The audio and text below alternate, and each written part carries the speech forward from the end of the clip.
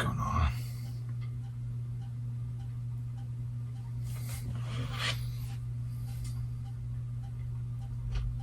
What the?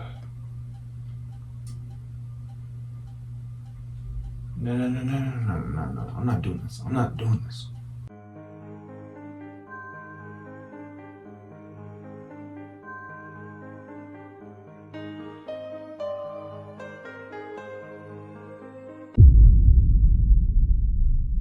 No.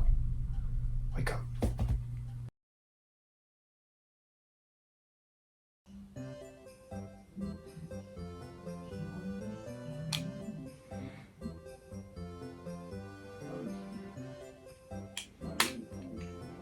Is it morning?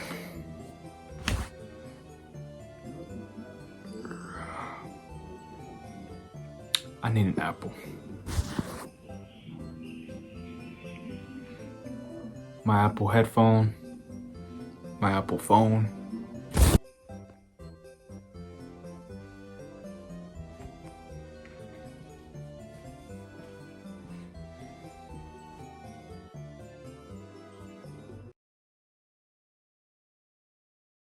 You know what?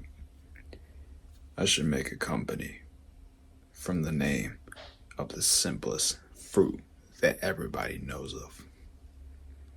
An apple, but with a big old bite on the side. But also, I did this so it doesn't look like a cherry. Let's do some brief history on how Apple was formed with this nicely typed essay. I wrote that, never mind. In 1976, Steve Wozniak was an engineering intern at the Hewlett-Packard Company. He didn't have any interest in his designs. He after got together with another Steve Jobs. Wozniak was 26 and Steve Jobs was 21. They were classmates, and I assume they had some similar interests, because Wozniak moved his operations, his work, his production to Steve Jobs' garage, his family garage specifically. And that is some brief history on the Apple Company and how it was formed back in 1976 between the two. But here's something interesting. Everyone talks about the two Steves, but they always forget about the other co-founder, which kind of makes sense nowadays. Ronald Wayne is the third founder at Apple and never gets his credit. Wayne actually worked at Atari before he found Steve Jobs, which is where I think they met, at Atari. That's pretty interesting. But did everything fall apart too soon? Yeah. Wozniak just wanted to impress some people that he knew, while Jobs saw potential in his technology. Jobs went to Ron Wayne to open the potential. Wayne was given a 10% stake in Apple, while the Steves each held 45%. Why? I have no idea. They were younger too, and they got a bigger stake. And I'm not talking about beef. But did Wayne like this? Ronald Wayne states that he is practically the adult in the room. He's in his 40s while the Steves are in their college age, 21 and 26. He took his name off the contract because he was worried about being a failed company, in the failed company. Not just that, but to be his own man, his own, brand, I guess is what you want to call it. He did not want to be pushed away from the spotlight so much, and that's understandable. I mean, you don't want to be behind somebody the whole time, Wow. Especially if they're younger than you, like, you really gonna do all the work for the younger. The Steves weren't completely wrong, but Ronald Wayne also wasn't wrong. Now that Ronald Wayne was out of the picture, Steve Jobs thinks that it's the... Now that... Who wrote this? Oh, me. Now that Ronald Wayne is out of the picture completely, Jobs thought it was a good idea, to obviously change up the branding, their look, their logo specifically. You see this? That's nice and all. But if you look at today's generation, they don't know what this is. I didn't even know what it was. I'm in that generation, obviously, as you can tell. But it's a very interesting logo, to say at the least. I think it's a great logo. But I will agree with this generation on one thing. That. To keep the logo simple. Yeah, nowadays, these logos are simplified. But I agree with Apple on this one, because the first one, we think of Apple, you think of an apple, even if it's a company that's now being invented. Think about it. You think of an Apple, you're not going to think of whatever this is, which is really nice, but you're going to think of an Apple. So, Gen Z, my generation, help me out with this.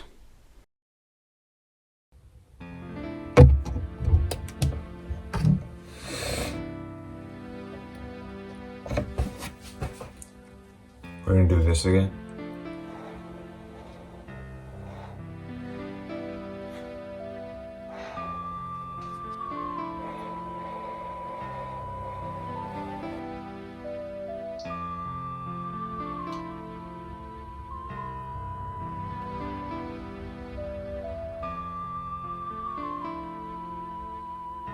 Just wait for a disaster to happen again.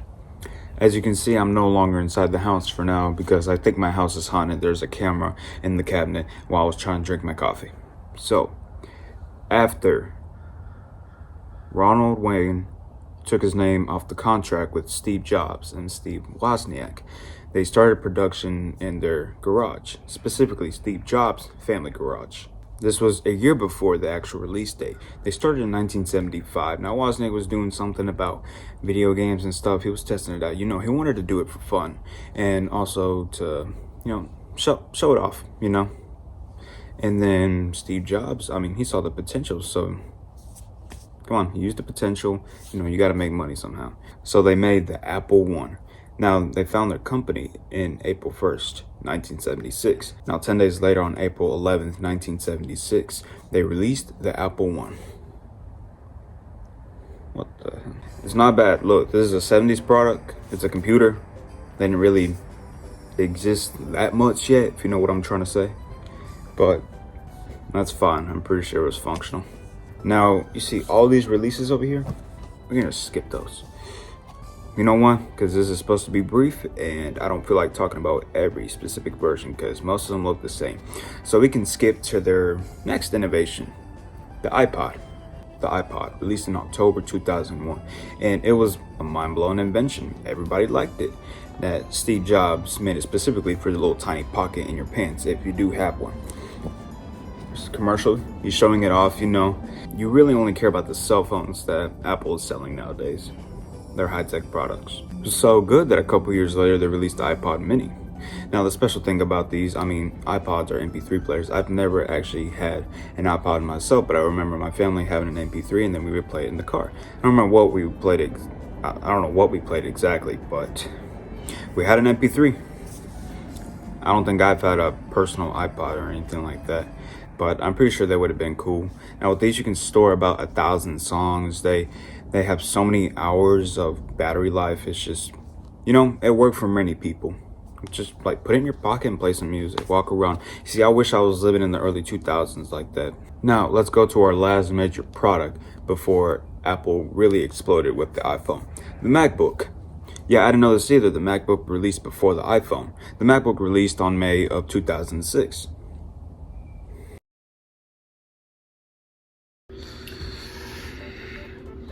The MacBook probably wasn't the most innovative thing. Of course it was really innovative, but I think the most popular Apple product to this day is the iPhone, and everybody, nowadays has an iPhone over an Android or an iPhone over any other Apple product. Not everybody has a MacBook, not everybody has an iPad, well, except for Gen Z nowadays with their little iPad kids, The iPhone, released in 2007. I'd say it was their most innovative product. By that, I mean, it's their most popular. Everybody has it. But this was not Apple's creative idea. It wasn't their idea. Samsung initially had the idea. They had the first touchscreen phone, I think. So Apple basically infringed 2 patents from Samsung. But Samsung themselves violated one of Apple's patents. Who's in the wrong here? Both.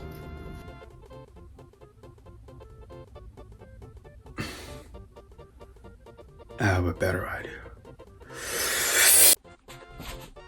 Let's go.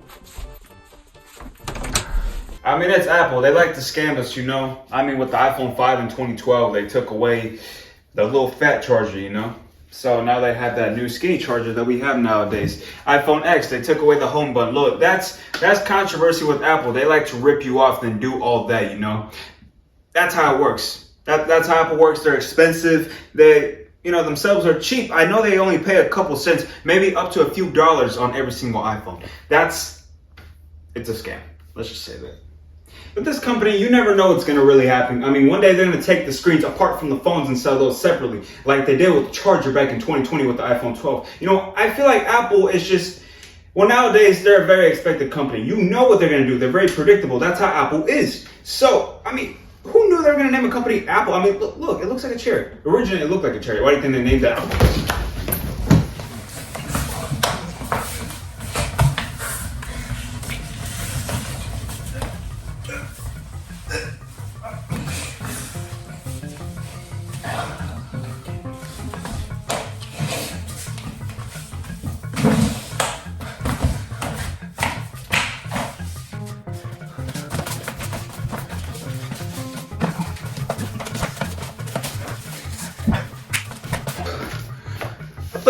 Gabriel? No, you're not Gabriel. No, I'm Ben from the Unknown Sky Dimension. Okay, so you're not Gabriel. No, I'm Ben. You're Ben? Yeah. Unknown Sky Dimension.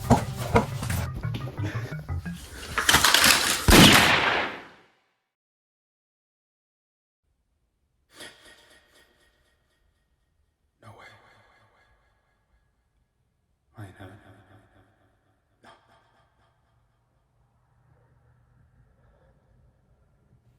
Hey, you've been sent up here multiple times. I'll give you one more chance. One. Just one more time. Okay.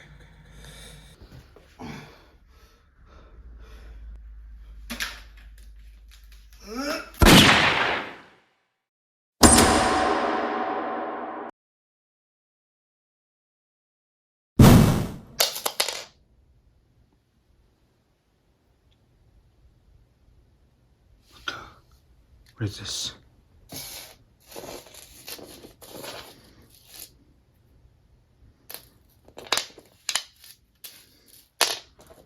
Ow.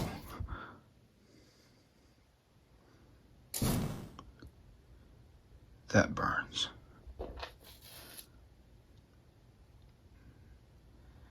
This is probably what they use wherever that duplicate universe is at.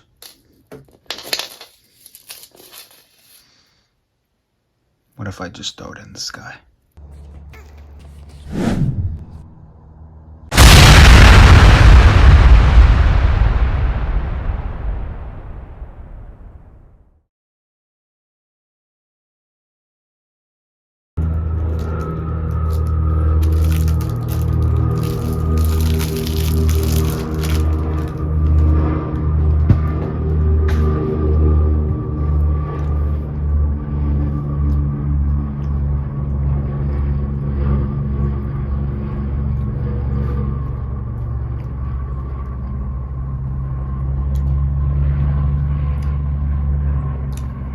I'm stressed out. Pain is over. That unknown sky dimension. I like to call it unknown sky dimension. I completely forgot I was there last year. And now it should be gone now. At least for a little while. I don't know if that's ever gonna come back, but you never know. It's my birthday. How we started it off last year. That's how we're gonna end it. It's one of those things that have to go away. That's the message for this. Good things have to come to an end. That's what I said back in 2021, and I was kind of wrong. We came back 2 years later. Almost. Started with a little bit of Apple, we ended with a little bit of Apple. We're here. Now, am I going to continue doing stuff like this? I'll tell you a straight up yes. When? We don't know yet. But I will come back. Not too late, not super soon. But it's coming. So, it's goodbye for now.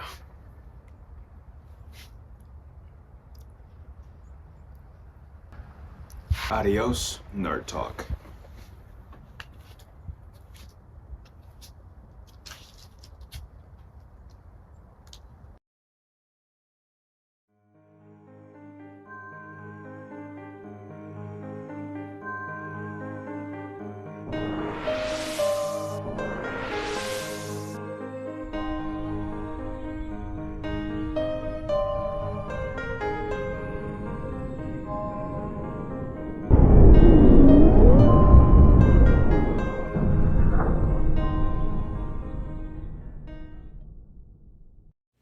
Goodbye for Nerd Talk. For now.